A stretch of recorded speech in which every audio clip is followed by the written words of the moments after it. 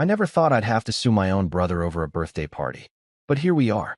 My name's Ryan, I'm 35, and up until a few months ago, I considered myself a pretty chill guy. I'm the kind of person who doesn't sweat the small stuff. Forgot to text me back? No problem. Showed up late to dinner? Whatever. Life's messy. I get it. But if there's one thing I do take seriously, it's my son. His name's Dylan. He just turned 8. And if you've ever had a kid look at you like you hung the moon, you'll understand why this story hurts so much.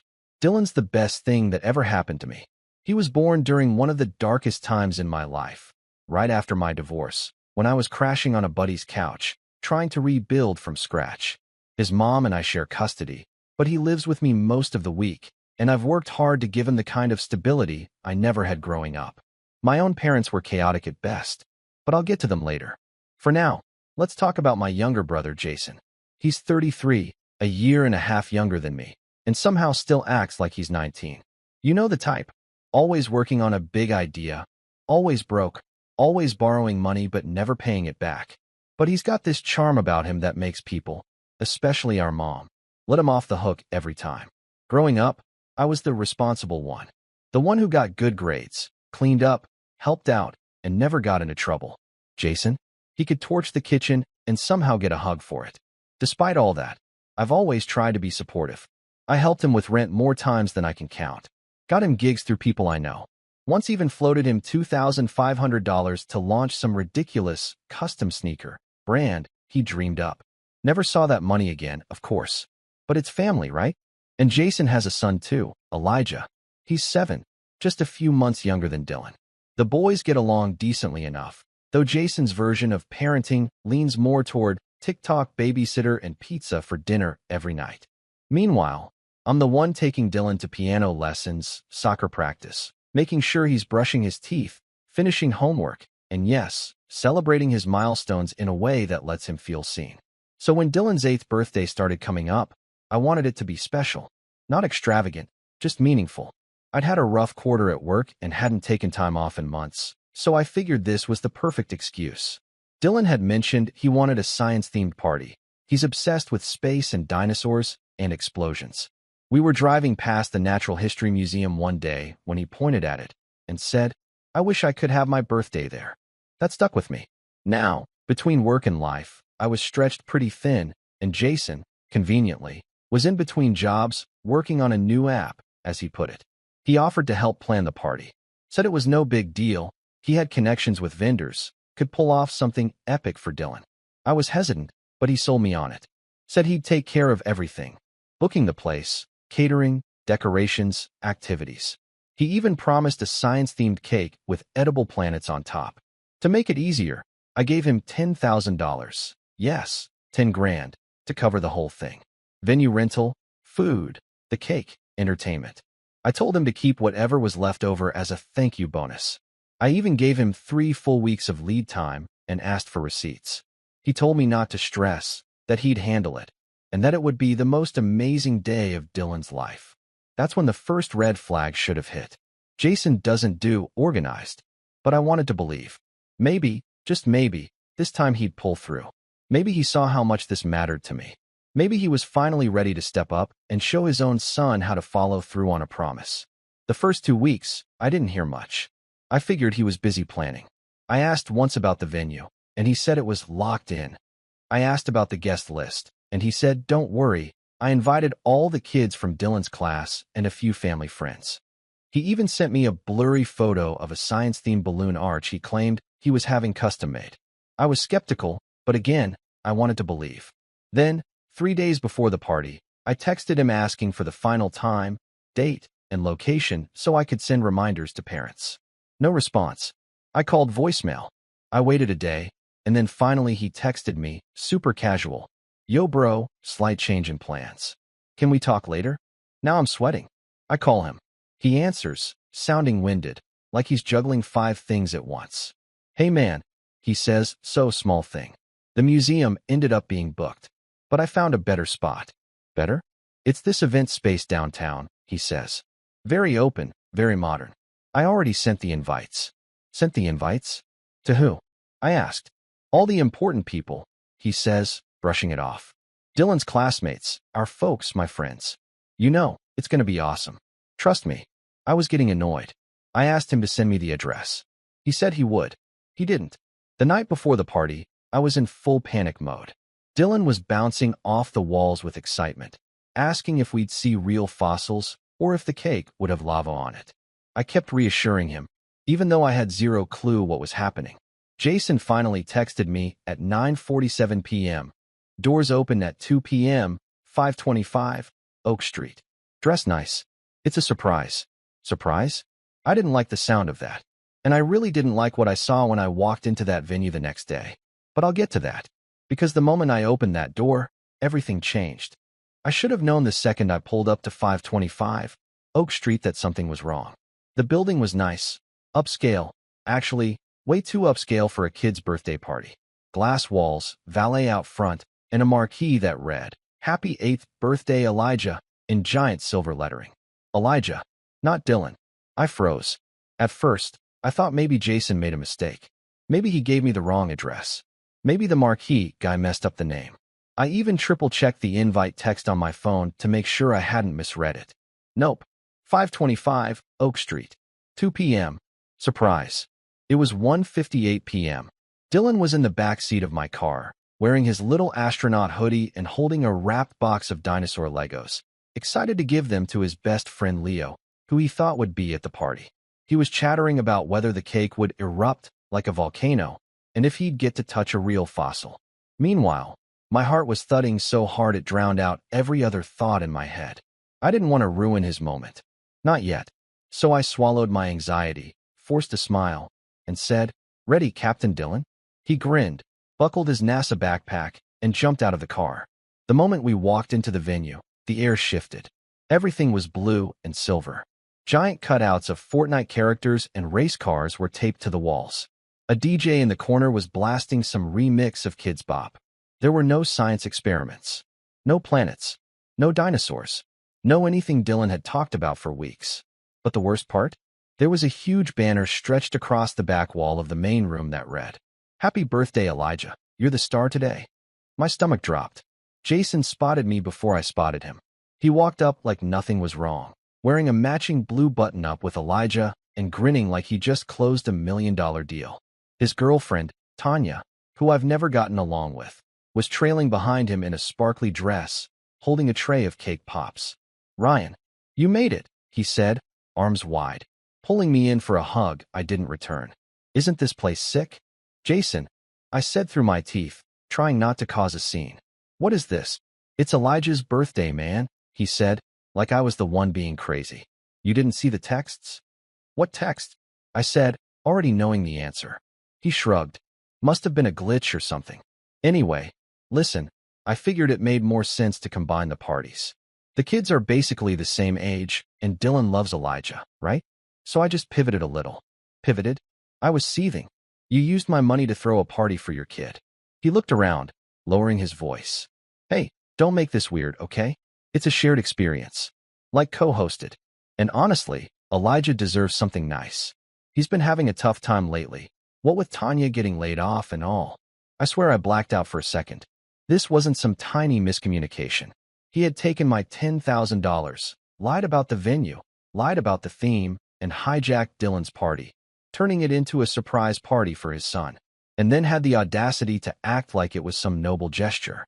Dylan was standing near the dessert table, his little smile slowly fading as he looked around.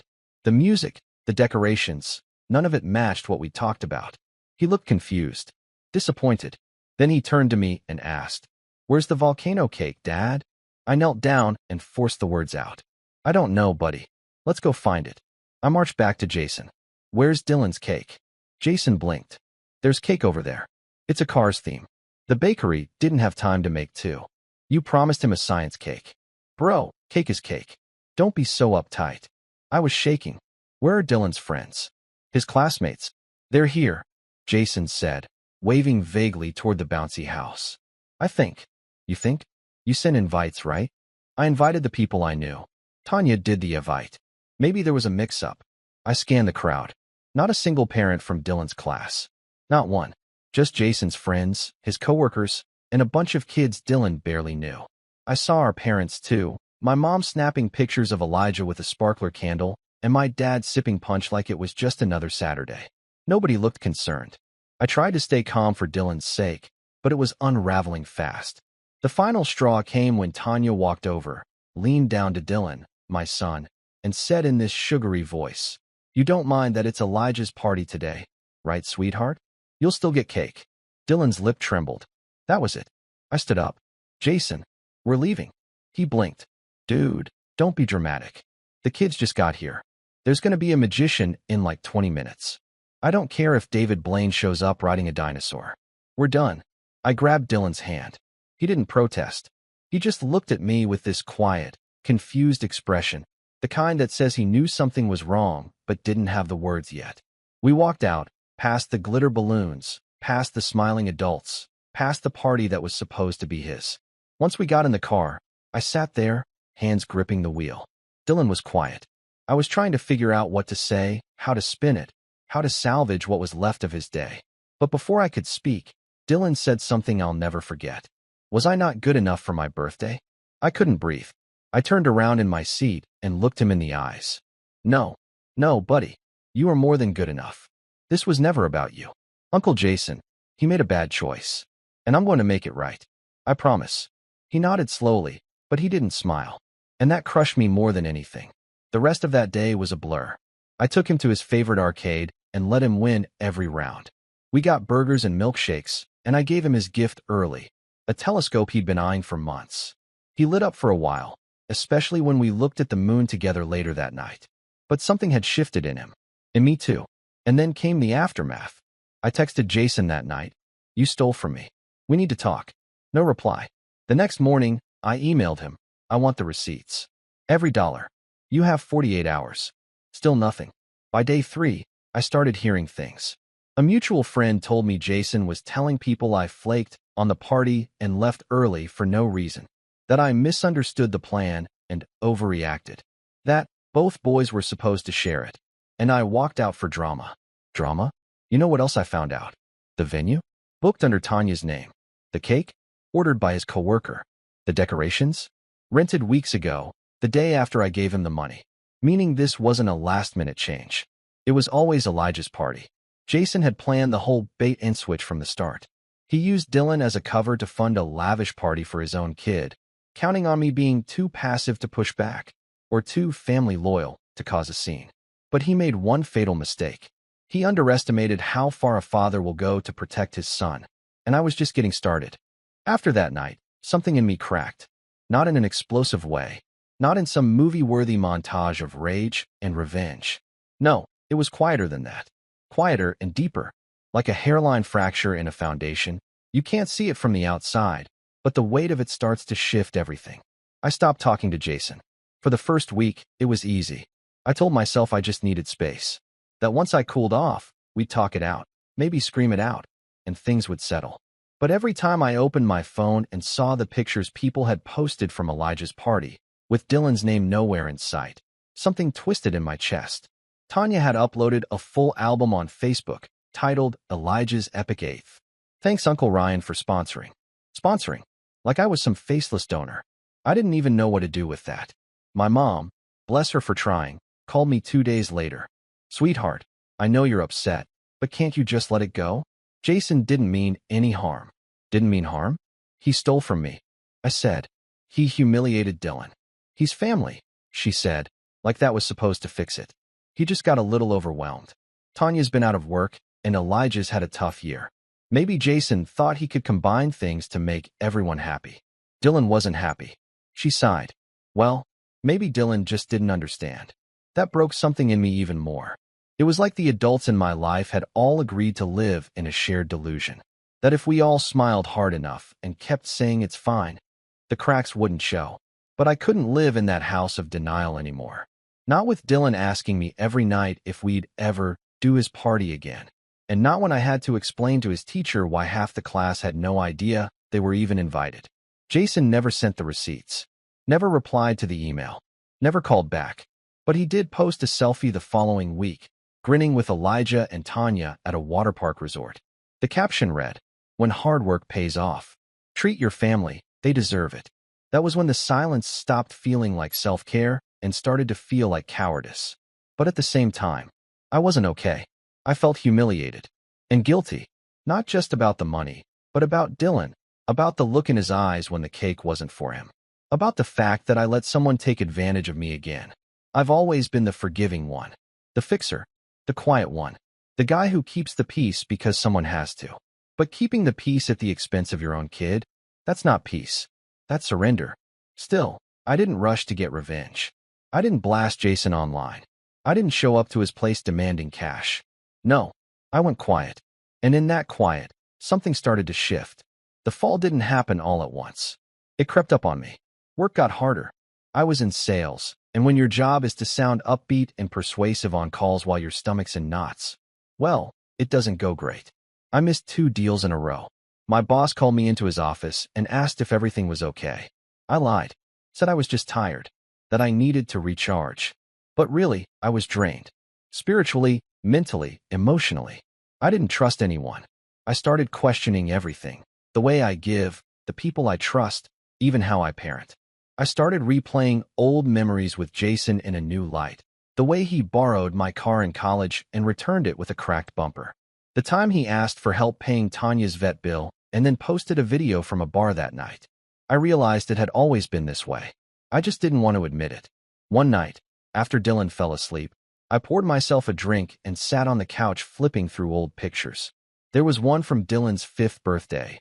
We were in the backyard, balloons tied to the fence, a dinosaur cake from a grocery store, and Dylan was wearing this paper crown he made in school. He looked so happy. The kind of happy you don't fake. No big venue. No giant banner. Just me, him, and people who actually cared. I stared at that photo for a long time. And then I opened my laptop. If Jason wasn't going to give me receipts, I'd build the paper trail myself. I started digging. Texts, emails, screenshots of our conversations. Bank transfers. My Venmo history. I remembered the exact day I gave him the $10,000. It was a direct wire. I pulled the statement. There it was. Labeled Birthday Dylan. I found messages where he explicitly said he was handling Dylan's party. Promises in writing. Mentions of the Natural History Museum. The works. Then I called the museum. The woman on the phone was polite, but confused. No, sir. We didn't have any birthday bookings under the name Jason or Elijah or Ryan for that date. In fact, that weekend was reserved for a private fundraiser. So he never even tried. I opened a spreadsheet. Line by line, I started recording everything. The transfer, the promised services, the actual outcome. I even messaged a few parents from Dylan's class to ask if they'd ever received an invite. Most of them hadn't. A few said they got something from Tanya's email, but it mentioned Elijah, not Dylan, so they assumed it was a different party. I started to realize this wasn't just a betrayal. It was fraud. Maybe not criminal, maybe not jail-worthy, but enough to make a small claims judge raise an eyebrow. Enough to call a lawyer. Not to sue yet, but to understand what my options were. I didn't tell anyone. Not my parents. Not Dylan. Not even my friends. I just worked. Quietly. Calmly. And somewhere in that quiet rage, I started rebuilding. Work got better. I stopped faking cheeriness and started getting real. When a colleague asked how I was doing, I actually told her. Not the details, just that I'd had a family betrayal, and I was working through it. She didn't flinch, just nodded and said, yeah, been there. We ended up having coffee. Nothing romantic, just connection. Real talk. Dylan and I started spending more quality time together. No big events. Just hikes. Movie nights. I let him help me cook dinner, even if it meant waiting 30 minutes longer and burning the rice half the time. I listened more. And one night, while we were lying on the grass looking at the stars through his telescope, he said something that made my heart break in a good way. I like this birthday better, he said. The one after the fake one. I smiled. Yeah. It's just us. It wasn't just us, though. Not anymore. See, the more I rebuilt my own life, the more I noticed how Jason's life started to fray. He kept up the social media facade, of course, fancy captions, new hashtags, flexing designer clothes that he definitely hadn't bought himself. But cracks were showing. Tanya got a new job and moved to another city. Jason didn't follow. Then a friend of mine, a wedding planner, messaged me out of the blue. Hey, weird question. Did your brother book a venue using your name? I stared at my screen. What venue? I asked. She sent a screenshot. Jason had apparently name-dropped me to get a discount on a banquet hall for a family reunion. Claimed I'd worked with them before, vouched for him. He'd even used my old company email in the forms. I called the venue myself. Sure enough, it was booked under my name, with his phone number and a deposit paid in cash. That was it. That was the moment I stopped being quiet. But I didn't yell. I didn't confront. I just smiled. Because I realized something. Jason didn't just think he could take from me. He needed me. My name. My reputation. My consistency. He built his chaos on the foundation of my stability. And for the first time in my life, I was ready to take that foundation back. So I kept building. Building my case. Building my network. Building his downfall. And when the moment finally came to strike, I'd do it in a way he'd never forget. But we'll get there. They say revenge is a dish best served cold. I wasn't planning on a banquet. I was planning a 5-course meal with a wine pairing and a dessert menu Jason wouldn't see coming. By now, I had everything I needed to crush him legally. Emails, texts, bank transfers, screenshots, a witness list, and even voice memos from a few parents confirming they'd never been invited to Dylan's birthday. But I didn't want to just win in court. That would have been too clean, too quick. Jason had humiliated my son. He made Dylan question if he even deserved his own birthday. This wasn't about just getting my money back. This was about making sure Jason learned, finally, that actions have consequences. That being the golden boy with a slick smile doesn't shield you forever. And I wasn't going to break the rules to do it. I was going to beat him at the rules. I wanted him to choke on every corner he'd cut. I wanted the walls he leaned on to collapse, not because I pushed them, but because he built them out of straw. So, step 1, start quietly burning his bridges. I started with vendors. Jason had always loved to brag about his connections. It's how he got most of his discounts on party venues, equipment rentals, catering. What people didn't know was that those connections usually came through me. Years ago, I worked in event sales. I still knew people in the industry. One of my old colleagues, Marissa, ran a vendor coordination agency now, the kind that high-end planners use to source venues, permits, and logistics. I gave her a call. "Hey Mar," I said casually. "You ever work with a guy named Jason Maddox?" Silence for a beat. Then, "Ryan, please tell me he's not family." "Unfortunately, he is." She groaned. "He's been using your name. Said you referred him. We cut him a deal last month on a lighting package. It was a mess. Late payments, last-minute changes, and he tried to upsell the DJ without telling us. Mind if I clear that up for you?" "Please." So I did. I explained everything, calmly, factually. She didn't just believe me. She was furious. She told me Jason had done this to 2 other vendors on her list as well. Claimed he was tight with me and used that to bypass standard contracts and negotiate family discounts. And that's when I saw my opening. "Would you be open to sending a vendor-wide memo?" I asked. "Just letting people know he doesn't represent me, or anyone else for that matter?" She didn't hesitate. Done. Within a week, Jason's name was flagged in 3 internal vendor systems. His deposit refunds were delayed due to verification. His inquiries went ignored. His discounts vanished. Tanya's old event planner friend, who had helped him with Elijah's party, messaged me privately and said, "Thank you. He name-dropped you to us too. We would have never guessed." That was just phase 1. Phase 2 required a little more creativity. See, Jason had always leaned on social clout. He loved being seen as the fun dad, the guy who threw the best parties, who made things happen. But his image was fragile. He needed that facade like a shark needs motion. If he stopped performing, he drowned. So I decided to hit him where it hurt, his public persona. I created a new Instagram account, anonymous, no followers, no posts, and followed all the event pages he'd tagged from Elijah's party. Then I messaged each one with a simple inquiry. "Hey, curious why you helped promote a party that was funded under false pretenses? Heard the dad stole the money meant for his nephew's birthday and used it for his own kid. Seems off." I didn't accuse. I asked, just enough to plant doubt. A few didn't respond. But one, a kids' party entertainer with 80K followers, replied, "Wait, are you talking about Jason? He hired me for that party. Paid in cash. Said it was a combo birthday, but only Elijah's name was on everything." I felt weird about it. I didn't push. I just thanked them and moved on. A few days later, their post about Elijah's party was quietly taken down. Another domino. Then came phase 3, the party.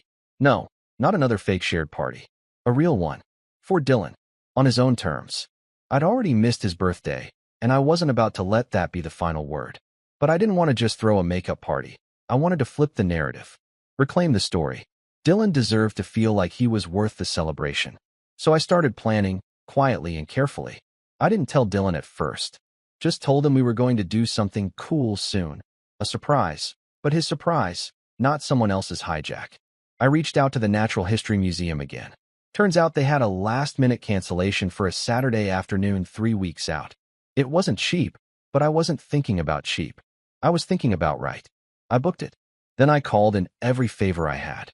A former client of mine ran a mobile science lab for schools. They agreed to bring their volcano experiment station and dino dig kit.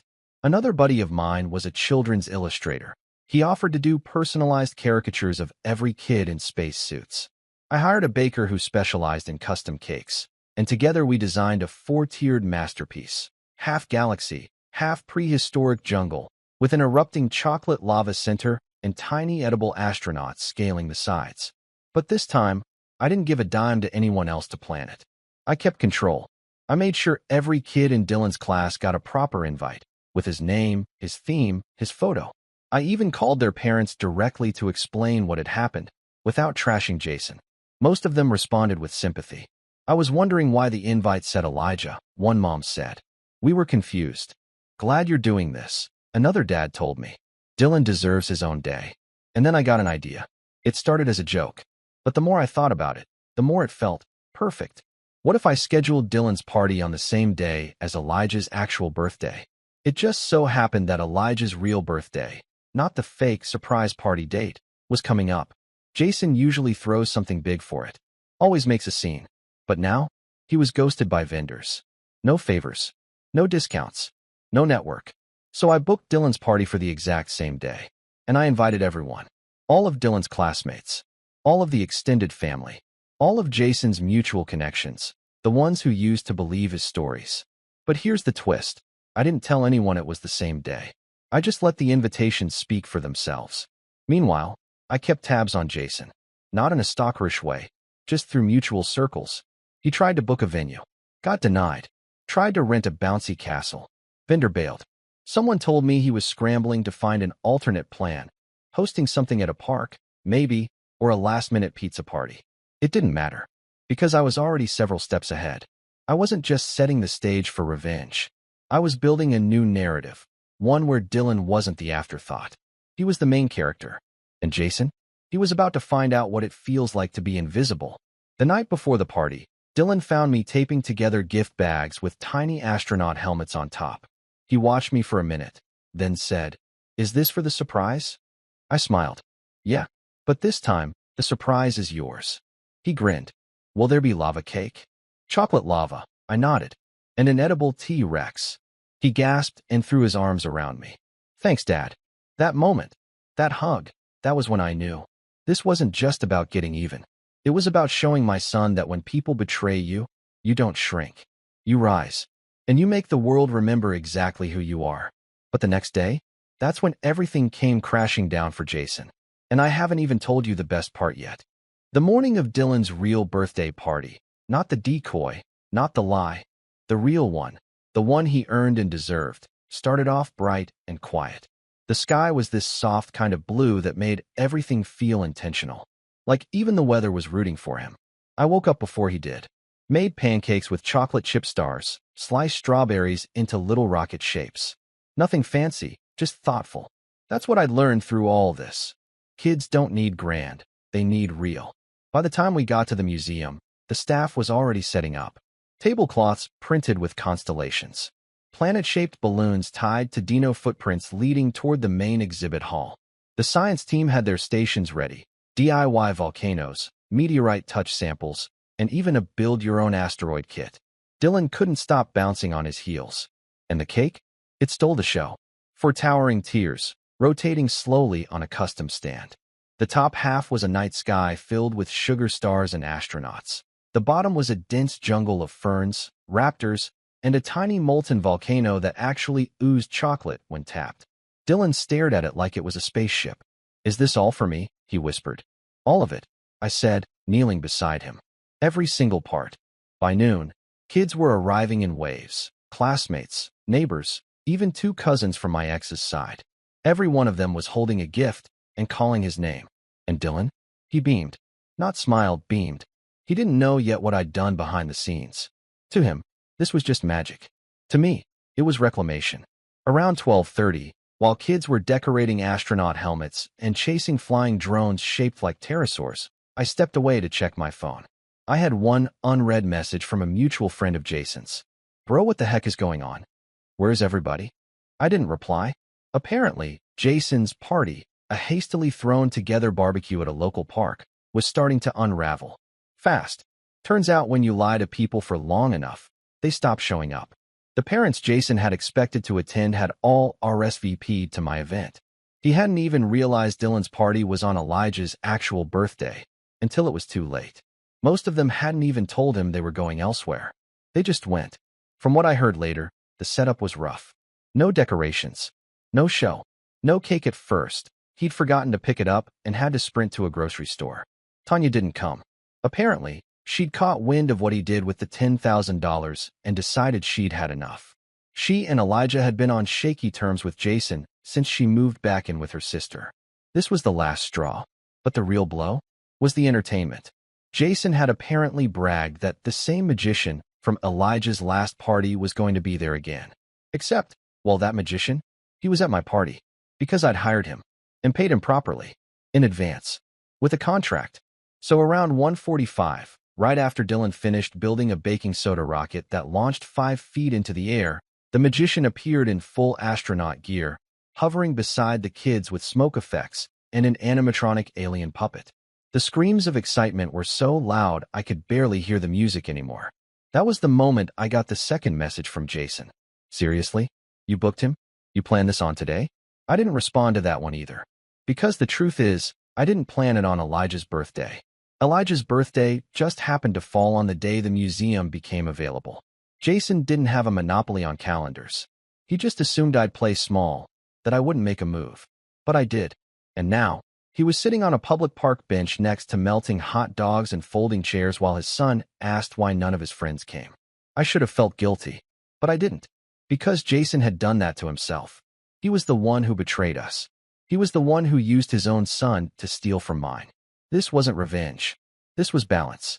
I waited until the party wound down, after Dylan had opened his gifts, after the second round of cake, after the museum staff handed him a framed photo of him wearing his little white lab coat, holding a plastic beaker like a scientist in training.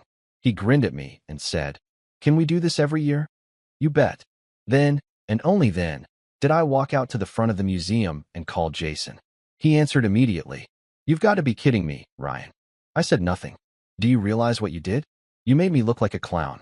I kept my voice calm. "You didn't need any help with that. You sabotaged Elijah's birthday."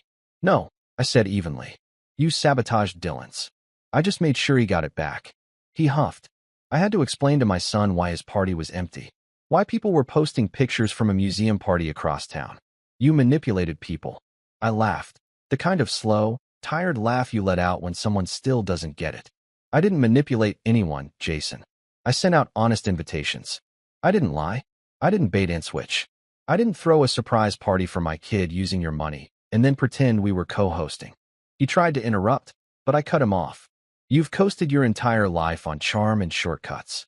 You think because people don't confront you, they don't see you. But they do. They all do. And they're done. You're not better than me, Ryan," he spat. "I don't need to be better than you," I said. "I just need to be better for Dylan. And I am." Silence. Then he snapped, "I want that 10 grand back." I smiled. "Great. I'll see you in court." And I meant it. Because 3 days later, I filed a small claims suit. I had the documentation, the bank transfer, the texts, the vendor testimony, the signed email from the museum proving he never booked it, the statement from a parent saying Jason misled them about whose party it was. My lawyer told me it was one of the cleanest misuse of funds cases he'd ever seen. Jason tried to fight it, said it was a gift, not an agreement. But the paper trail didn't lie, especially the part where he promised a science-themed event for Dylan and delivered a Fortnite cake with Elijah's name on it instead. The judge awarded me $9,650.